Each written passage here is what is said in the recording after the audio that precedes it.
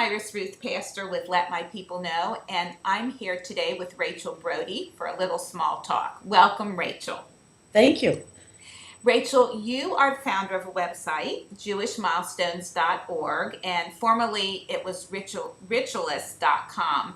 And it's my understanding that, and please jump in if I'm wrong, that this website represents a nonprofit organization that serves as an educational resource for Jews. And one of the things that you do is help Jewish people with life cycle rituals. And I liked what you said, that people many times have a strong sense of Jewish identity, but don't have the knowledge and the resources to back them up, and that's where you come in. One of the things that you said you specialize in is helping interfaith and same-sex couples have Jewish weddings. And what exactly does that entail? So yes, you're absolutely right. It is a nonprofit. That is our mission. We did start with this other name, which actually is a little bit like Voldemort now. We don't say it out loud because it got us in a lot of trouble.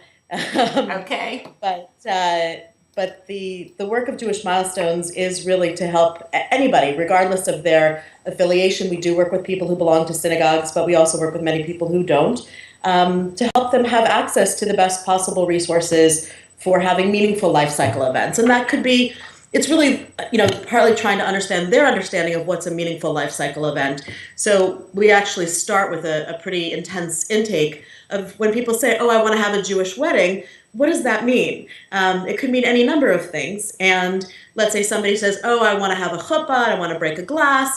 If that's in the end what they end up with, we're totally fine with that and think it's, that's great. But often people just don't even know what else is possible. And a lot of what we try to do is sort of expose people to the possible within Judaism. And so specifically particularly with interfaith couples, although what, I think is becoming more common knowledge is that really most couples are, if not interfaith, then there's some kind of mix. In some ways, Jewish couples often come with a lack of support and resources and knowledge. And interfaith is often not interfaith. It's more, we sometimes call it interfaithless. It's often people who have no other faith. It's not that they're actively Catholic, or it's that they were raised on sort of American civil religion. To some extent, that's what we try to do, is to help them see what else is even possible. What's a Jewish wedding? What are other customs and traditions and ways of making it meaningful that they might not have even been exposed to? And again, whatever they choose is fine. It's more, we often hear people say, oh, I didn't know that. Oh, I didn't know that was possible. Sometimes we say we measure our success by when somebody says, I didn't know that was possible. What is a common question that people ask? Lisa and I were talking, and we thought one of them would be, how do I find a rabbi to marry me in the city that I want to get married in if I'm an interfaith couple and don't have an affiliation with the synagogue? Is that a common question that you're asked? Sure. Yes, very, very common. What's interesting is that most people, in our experience, actually assume that they need to have a rabbi, when in fact, even according to the most strict interpretations of Jewish law, it's just somebody who's really knowledgeable in what constitutes a Jewish wedding and a Jewish marriage. But you actually don't need to be a rabbi. And one of the things that's been part of our larger agenda has been to really re-empower lay people. So often what happens is that somebody who has really no connection with the organized Jewish community, sometimes we're always interested in, if they want to be connected with the organized Jewish community, or there's someone who's appropriate, seems like a good match, we'll do that. But if there are people who are like, you know what, I really don't, but they don't want to rent a rabbi. They don't want somebody who's going to sort of, get to know them really briefly and sort of show up at the ceremony. And there are people like that. There are also people who freelance and who have much more, integrity, I would say. But for the most part, they often have the most, powerful and intimate relationships with people who aren't rabbis, but who certainly have the capacity to facilitate a wedding.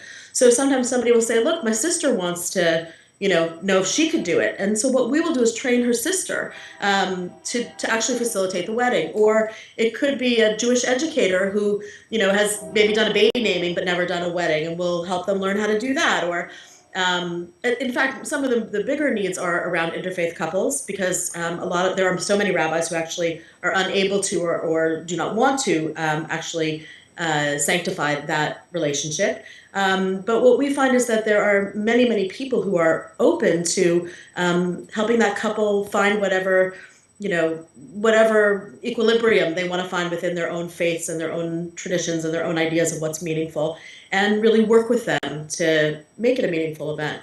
So people do ask for rabbis. Often what we get is people want the sort of the standard Hollywood casting, the rabbi with the beard and and it's just, and we have those, but it's also a question of sort of, we try to give people three referrals. So often it will be, let's say, a rabbi and a layperson and some other third category. One of the things you also talked about on your website is the term wide angle Judaism. Yeah. And I was just wondering if you could explain that, because that was quite tantalizing.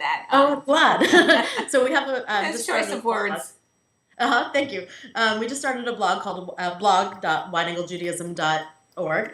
And wide angle Judaism is really a philosophy that we've developed, which is essentially, it's sort of what I was saying at the beginning about showing people the possible. And what I find is that a lot of people come with ideas about what Judaism is, could be, what the boundaries are, what's always been, what's authentic. And that Judaism is so much bigger than any denomination, than any particular moment in time, than any community, than any one interpretation. And that's what our goal is to do is to, without an agenda of where people end up, but to be able to essentially bring people up to the top of, top of a wall or the top of a mountain, and to look out on the landscape of Judaism with a wide angle and to see, it wasn't always this way, and it doesn't always have to be this way. And there are people who are, experiencing this in through an institution and a building, and other people who are doing it outdoors, and some people who are doing it alone, and some, to sort of just get that bigger scope. That Judaism is so much bigger. And our philosophy is that if someone is Jewish, they have a place in it. And we'll help them find their place, but they automatically, by default, they have a place. Thank you, Rachel, so much. It's been a pleasure. I'm Iris Ruth Pastor, a contributor to Let My People Know, which is an outreach and engagement initiative.